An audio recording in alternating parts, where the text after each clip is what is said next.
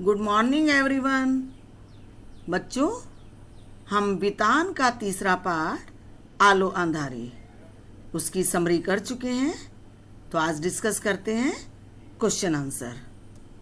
Question number 1, पाठ के किन अंशों से समाज की यह सच्चाई उजागर होती है कि पुरुष के बिना स्त्री का कोई अस्तित्व नहीं है? क्या वर्तमान समय में स्त्रियों की सामाजिक स्थिति में कोई परिवर्तन आया है? तर्क सहित उत्तर दीजिए। आंसर: पाठ में ऐसे अनेक अंश हैं जिनसे यह पता चलता है कि पुरुष के बिना स्त्री का कोई अस्तित्व नहीं। बेबी के प्रति उसके आस पड़ोस के लोगों का व्यवहार अच्छा नहीं था। वे सदा उससे पूछा करते कि उसका स्वामी कहाँ है। मकान मालकिन उससे पूछती थी कि वह कहाँ गई थी, क्यों गई थी, आदि आदि तरह तरह के सवाल उससे पूछे जाते। मकान मालकिन का बड़ा बेटा उसके द्वार पर आकर बैठ जाता है और इस तरह की बातें कहता है जिनका अर्थ था कि यदि वह चाहे तभी बेबी उसके घर में रह सकती है।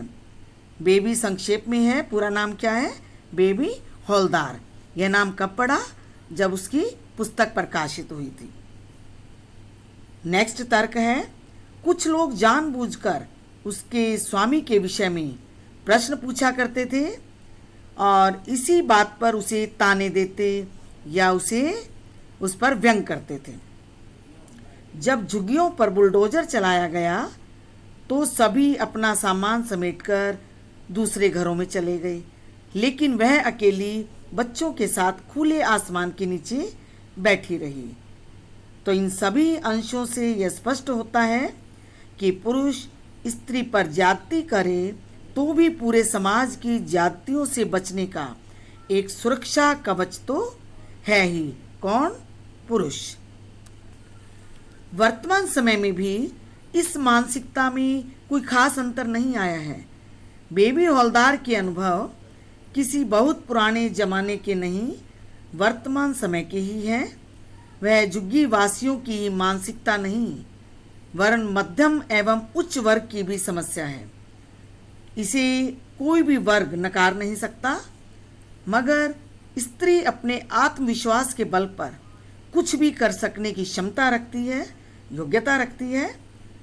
उदाहरण आपके सामने हैं, इंदिरा गांधी, मार्गरेट थेचर, कल्पना चावला आदि अनेक ऐसे उदाहरण हैं जो इस तर्क को सत्य सिद्ध करते हैं।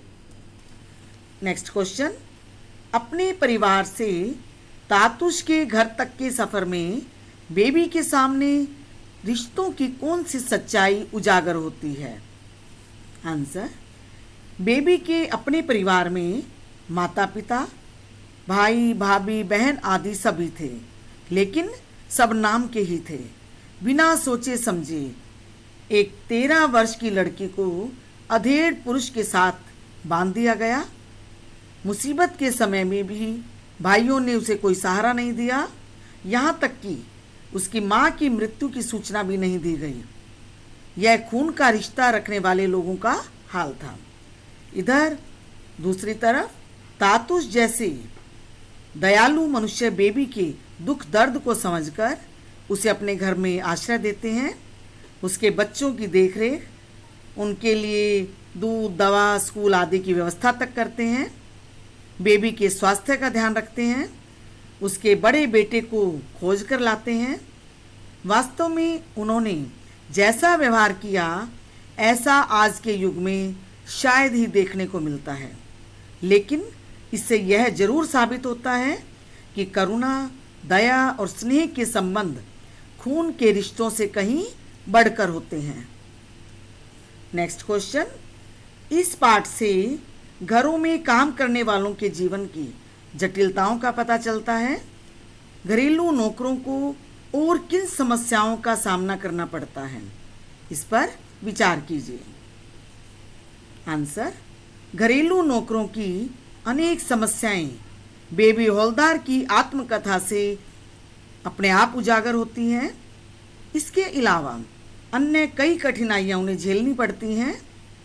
सब मालिक तातुस जैसे नहीं होते, अतः हारी बीमारी में भी छुट्टी नहीं देते, और यदि नौकर छुट्टी कर ले तो उसके पैसे काट लिए जाते हैं। कभी कभी तो चोरी करने के आरोप भी बेचारे नौकरों को झेलने पड़ते हैं। घर में कोई भी अच्छी बुरी घटना घटित हो जाए तो सबसे पहले शक की सुई घरेलू नौकरों पर ही जाती है। इसके अतिरिक्त और भी अनेक समस्याएं हो सकती हैं जो बेचारे घरेलू नौकरों को झेलनी पड़ती हैं। बच्चों, आज का होमवर्क है, जितने क्वेश्चन हमने किए हैं वो आप अपनी नोटबुक में लिखेंगे और याद करेंगे। आगे के क्वेश्चन अगली वीडियो में। Thank you.